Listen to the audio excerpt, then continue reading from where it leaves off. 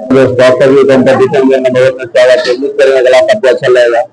देखिएगा, सुनो,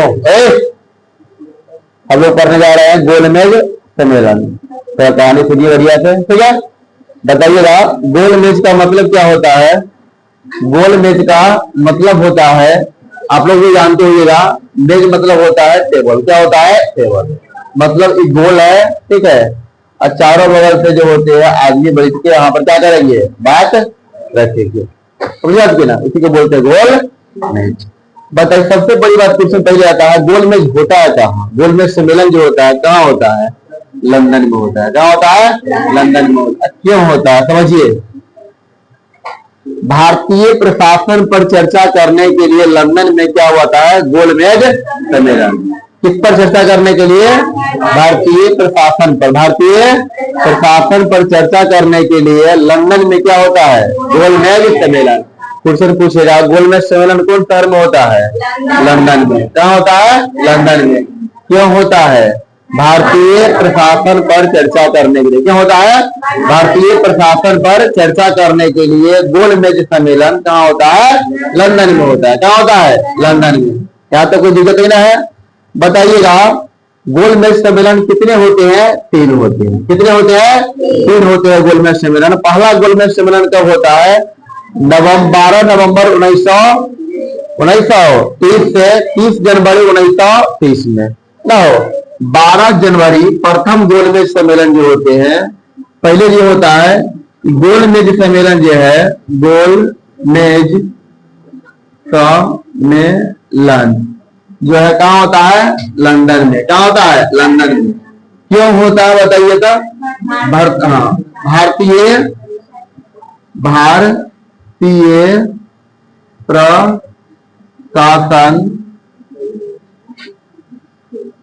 भारतीय प्रशासन पर चर्चा करने के लिए। क्यों होता है? भारतीय प्रशासन पर चर्चा करने के लिए। ये बताइएगा, ये कितने होते हैं? कितने होते हैं? 3 होते हैं। कितने होते हैं? 3 होते हैं। प्रथम जो होते हैं कब होते हैं बताओ? 12 नवंबर 1930 से लेकर, बोलो ना, 19 जनवरी 1931 तक होता है। दूसरा गोलमेज सम्मेलन जो होता है कब होता है बताइएगा? 7 सितंबर 1931 से 1931 से कहाँ तक?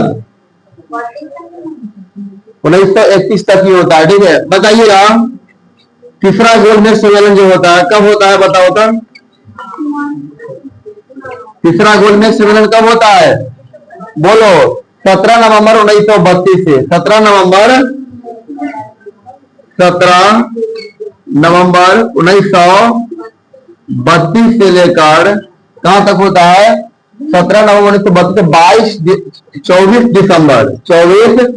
दिसंबर 1932 तक। 1932 तक ऐड होना चाहिए, ठीक है। मिलान करे वाला पूछ देता रहता है, फिर से बताएंगे। प्रथम गोलमेज सम्मेलन कब होता है मेरे भाई? 12 नवंबर 1930 से 9 जनवरी 1931 तक। दूसरा गोलमेज सम्मेलन 1931 में। तीसरा गोलमेज सम्मेलन 17 नवंबर 1932 से 24 सितंबर 1932 तक। बताइएगा, इसमें होता है क्या? समझे बात। जब गोलमेज सम्मेलन भारतीय प्रशासन पर चर्चा करने के लिए महात्मा गांधी जी को बुला रहे थे, क्योंकि उस समय भारत के सबसे बड़ी पार्टी कौन थी? बोलो ना, कांग्रेस। कौन थे? कांग्रेस। तो कांग्रेस के, मान लेते आपका घर में कोई काम होगा तो होता है ना, आपका घर के एक सदस्य कम से कम होना चाहिए। ठीक इसी प्रकार से चर्चा हो रहा था किस पर? भारत पर। तो भारत के कम से कम एक सदस्य होना चाहिए। कहाँ होना चाहिए?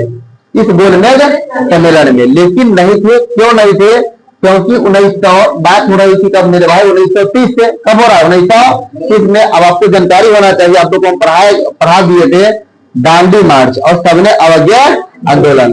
सबने अवज्ञा आंदोलन गांधी जी ने शुरू किए हुए थे 1930 में। 1930 में। मैं आपके आज्ञा को पालन नहीं करेंगे, आपके आज्ञा का पालन नहीं करेंगे। बहुत नम्र निवेदन से कहते हैं अंग्रेज को, मैं आपका अध्यक्ष पालन नहीं करेंगे। और कांग्रेस वाले को उस समय बुला रहे थे कौन? प्रथम गोलमेज सम्मेलन में। तो कांग्रेस जाने वाले थे? नहीं जाने वाले थे। क्या नहीं जाने वाले थे? क्योंकि पहले ही आंदोलन भारत में चल रहा था। उस आंदोलन का नाम था सविनय अवज्ञा आंदोलन। अंग्रेजी की बातें नहीं मानना है तो हम क्यों जाएंगे? समझ पा रहे हो ना बात के? उस समय हमारे भारत में जो होते हैं, भारत जो हमारे जिस समय जो गोलमेज सम्मेलन हो रहा था, उस समय हमारे भारत में बताओ ना हो वायसराय कौन थे? बताइए तो। वो लॉर्ड इरविन। कौन थे? Lord Irwin. कौन थे? लॉर्ड इरविन थे। समझ में आ रहा है कि ना रहा है? कौन थे हमारे भारत के वायसराय हो? लॉर्ड इरविन थे। कौन थे? लॉर्ड इरविन थे। कोई दिक्कत है? चलिए, अब इरविन पर जो दबाव बनाया गया, कौन थे? Lord Irwin. ध्यान रखिए, इरविन कौन थे वायसराय भारत के? हाँ, थोड़ा देर इसको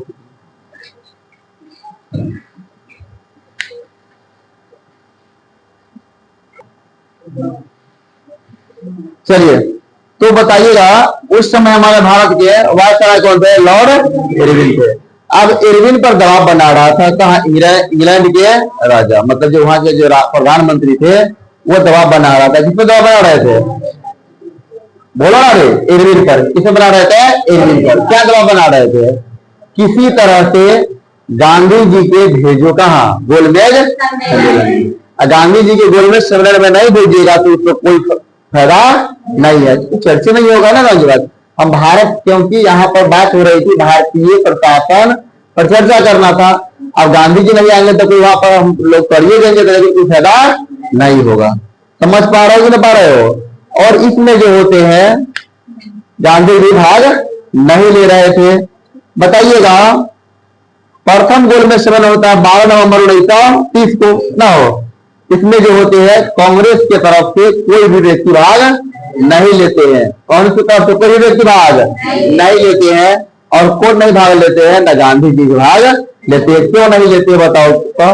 क्योंकि उस समय भारत में कभी चला था सविनय अवज्ञा आंदोलन। सविनय अवज्ञा आंदोलन। यहाँ तो कोई दिक्कत हो रहा है? बढ़े। चलिए, इसके बाद जो होता है दूसरा गोलमेज सम्मेलन। कब होता है? दूसरा गोलमेज सम्मेलन। आपको हम आपको बता दिए होंगे। तो हम तो गांधी इरविन तक पढ़ा देंगे ना। गांधी इरविन समझौता, इसी को बोलते हैं दिल्ली समझौता। क्या बोलते हैं? दिल्ली समझौता कब होता है? 5 बोलो ना, 5 मार्च 1931 में। 5 मार्च 1931 को किसके बीच होता है? गांधी और इरविन के बीच यही समझौता होता है। क्या अब बताइएगा ये इसमें क्या रखा गया? गांधी जी के जो होते हैं कुछ नियम, मतलब कि भारत के लिए कुछ नियम शर्त जो होते हैं गांधी जी देते हैं किसके पास? इरविन के पास। और बोलते हैं अब ये शर्त तुम लोग मान लोगे तो हम वहां पर जाएंगे। कहा जाएंगे? गोलमेज सम्मेलन में, नेता नहीं जाएंगे। किसका कहना था? महात्मा गांधी कहना था। किसको बोले हुए थे? इरविन को बोले थे। किसको बोले थे? इरविन को बोले हुए थे। समझ में आ रहा है? कोई दिक्कत नहीं ना है? बताइएगा। और जो होते हैं कुछ जो होते हैं नियम शर्त होते हैं, वो बोलते हैं मानते हैं इसको। बोलते हैं देखिए महात्मा गांधी जी, आप अभी नहीं जाते लंदन, मेरा जॉब खतरा में है। कौन बोले? इरविन ने। और हमको यहाँ से भारत में से क्या करेगा? यहाँ से वायसराय के जो पद है वो क्या कर लेगा? छीन लेगा। तो कैसे कर लेगा? छीन लेगा। इसीलिए आपको वहां जाना, वो आपको सही शर्त मानने के लिए होगा। तो दिक्कत है? तो जो उसी शर्त में क्या क्या होता नहीं होता आपको पढ़ा दिया गया। ठीक है, तो बताइएगा। तो इस शर्त के अनुसार गांधी जी ने वहां जाते हैं। कहाँ जाते हैं? लंदन। कहाँ जाते हैं? लंदन। कौन में हो? दूसरा गोलमेज सम्मेलन। क्वेश्चन पूछेगा कौन सा गोलमेज सम्मेलन में गांधी जी ने भाग लेता है? तो दूसरा गोलमेज सम्मेलन में। कौन लेते हैं? दूसरा गोलमेज सम्मेलन में महात्मा गांधी जी ने भाग लेते हैं। प्रथम में भाग नहीं लेते हैं। कोई दिक्कत नहीं है? और बताइए उस सम्मेलन में जाते हैं और वहां पर जो उस समय जो भारत के जो प्रधानमंत्री कौन थे? बोलो ना, मैकडोनल्ड। कौन थे? मैकडोनल्ड। हाँ, इन्होंने सांप्रदायिक पंचांग की बात कही। किसको कहा? सांप्रदायिक पंचांग। समझ में आ रहा है? उस समय वहां के प्रधानमंत्री दूसरा गोलमेज सम्मेलन में किसकी बात रखा गया था? बोलो, सांप्रदायिक पंचांग। सांप्रदायिक पंचांग इसका मतलब ये होता है, समझो बात, अपने इनका कहना था कि जितने भी SC ST वाले लोग हैं उन सभी के लिए एक अलग देश नहीं, एक अलग समुदाय बना देना चाहिए, एक अलग संगठन बना देना चाहिए। और वहां के लोग अपने प्रतिनिधि मतलब जो होते हैं SC ST वाले भी लोग वोट में खड़ा होंगे और उसको वोट कौन देंगे? SC ST वाले ही देंगे ना। समझे बात? इनका कहना था अंग्रेज के जितने भी जो है भारत में SC ST लोग हैं छुआछूत से मानते हैं, उन लोगों का एक अलग समूह बना दिया जाए। उसी समूह में कि लोग उसमें क्या बनेंगे? नेता बनेंगे और उसको वोट देंगे। समझ में आया कि रहा है? इनका कहना था, बोलो ना, अंग्रेज के। किसका कहना था? अंग्रेज के। इस बात गांधी जी को पसंद नहीं आया। कहा ये चाल आप लोगों ने 1906 में चल चुके थे, क्योंकि मुस्लिम लीग की स्थापना कर लिए थे। 1909 ईस्वी में सांप्रदायिक चुनाव के जो बारे में जो एक लाया गया था, मार्लो मिंटो, बताया आपको, पढ़ाए होंगे मार्लो मिंटो की, उसके अनुसार से आप लोगों ने सांप्रदायिक चुनाव जो भारत में लाते हैं और ये नतीजा निकल के आता है। क्या होता है? एक अभी इस करार पर आ गया है कि पूरा मुस्लिम एक तरफ है और हिंदू एक तरफ है, दोनों के आपस में लड़ाने का काम कर रहा है। हम ऐसा दोबारा होने नहीं देंगे। किनका कहना था? गांधी जी के। अभी इसको लग रहा था गांधी जी के, अभी आज इनको बात मान लेते हैं पंचांग के आधार पर चुनाव, थोड़ी क्या बोलते हैं, पंचांग के होता सांप्रदायिक पंचांग के अनुसार मान लेते हैं, तो भविष्य में आगे चलकर जो है जितने भी SC ST वाले लोग हैं वो लोग भी अपना एक अलग देश बना लेंगे।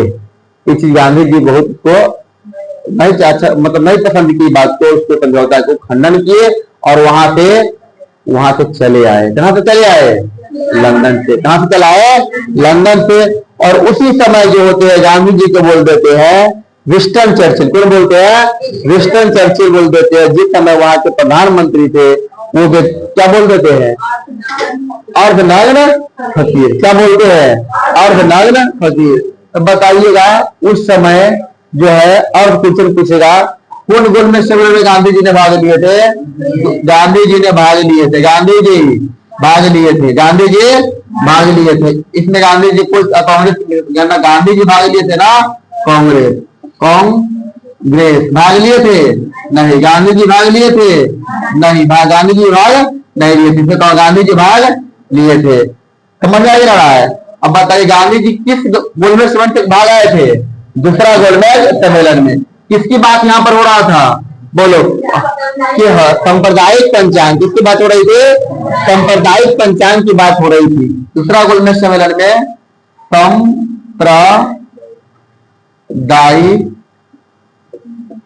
पंचांग की बात हो रही थी। सांप्रदायिक पंचांग की बात हो रही थी, इसीलिए गांधी जी ने वहां से चले आते हैं।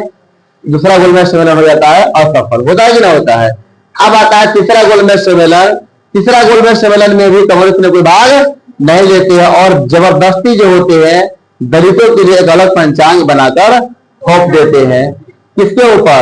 भीमराव अंबेडकर के। भीमराव अंबेडकर के जो होते हैं बोल देते हैं, देखिए आप इतने पढ़े लिखे लोग हैं, इतने पढ़े लिखे आदमी हैं, आप जिस कॉलेज में जाते हैं पढ़ाने, उस कॉलेज के बच्चा आपसे नफरत करते हैं जातीयता के लेकर। वो आपको गिलास में पानी नहीं पी सकते, वहां के कल पर पानी नहीं पी सकते। इतना वहां के बच्चा जो होते हैं आपको फेंक के फाइल देता है, वो भारत आप ही के देश के लोग देना है, मतलब ये समझा रहा है। देखिएगा भीमराव अम्बेडकर। और जिस वकालत में आप जाते हो वकील करने के लिए, वहां पर जो आपको फाइल के फेंक कर दिया जाता है। अब कितना नफरत करता है भारत के लोग, बताओ तो। आप ही के देश के लोग कितना आप लोगों से जाति से नफरत करता है। क्यों ना आप लोग अलग से पंचांग बना ले और आप लोग हटले से जो होते वहां पर चुनाव होगा। भारत के सब नहीं बोलते बांटने के लिए, अलग से चुनाव होगा और आप लोग ही अपना हिसाब से नेता बनिएगा। समझ पा रहे हो ना? किसका कहना था? अंग्रेजों का कहना था। किसको कह रहे थे? भीमराव अंबेडकर के। तो तीनों गोलमेज सम्मेलन में कौन भाग लेते बताओ तो? भीमराव अंबेडकर। प्रथम में भी भाग लिए, दूसरा में भाग लिए और तीसरा में भी भाग लेते हैं। कोई दिक्कत नहीं ना है। और तेज बहादुर सफरू, तेज बहादुर सफरू जो होते हैं तीनों गोलमेज सम्मेलन में भाग लेते हैं। अब जो है समझो बात, ये बात जो पंचांग सांप्रदायिक पंचांग के जो गठन जो होते हैं उसको लेकर कौन चलाते हैं? भीमराव अंबेडकर। ये बात को पता चलता है किससे? बोलो ना। महात्मा गांधी जी के। महात्मा गांधी जी के पता चलता है। समझ में आ रहा है? और उस समय गांधी जी ने कहा थे जेल में थे। कहाँ पे? जेल में थे। कौन जेल में थे? यरवदा जेल में। कौन जेल में थे? यरवदा। लिखा होंगे सर, लिखा देगी ना। गांधी जी ने कौन जेल में थे? यरवदा जेल में। इस बात को गांधी जी को पता चलता है, भाई तो लेके चला है कौन? भीमराव अंबेडकर। कभी लेके चला है? बोलो ना। सांप्रदायिक पंचांग को उठा के ले आए हैं। गांधी जी ने उसी जेल में जाकर भूख अनशन रख लेते हैं। कभी रख लेते हैं? भूख हड़ताल कभी करते हैं? भूख हड़ताल कर लेते हैं। तो जब तक जो है भीमराव, क्या बोलते हैं, भीमराव अंबेडकर वो जो पंचांग को वापस नहीं करेंगे तब तक हम खाना नहीं खाएंगे। समझ में आया कि ना आया? कोई दिक्कत नहीं ना है। और ये बात को जो है गांधी जी ने वहां पर जब कितनों मना रहे थे, गांधी जी नहीं मान रहे थे खाना खाने के लिए। भीमराव अंबेडकर को लगा यदि गांधी जी कहीं अनशन पर बैठे हुए हैं, कहीं देश कर जाएगा, हमको आने वाले पीढ़ी हमको गाली देगा। भीमराव अंबेडकर के चक्कर में ही बोलो ना गांधी जी देश कर शहीद हो गए हैं। समझ में आया कि ना? इस डर से जो होते हैं भीमराव अंबेडकर और गांधी जी के बीच में समझौता होता है, और समझौता कराने वाले कौन होते हैं?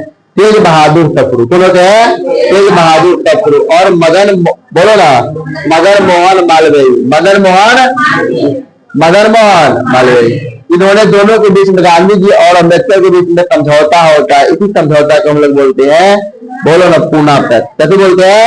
पूना पैक्ट बोलते हैं। कैसे बोलते हैं? पूना। क्योंकि यह समझौता कहाँ हुआ था?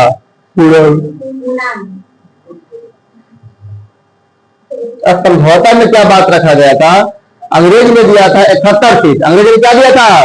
महात्मा गांधी जी बोले आप बताइए सांप्रदायिक चुनाव के जो आधार पर चुनाव कराएंगे भीमराव अंबेडकर, आपको कितना सीट तो दिया है वो? तो बोला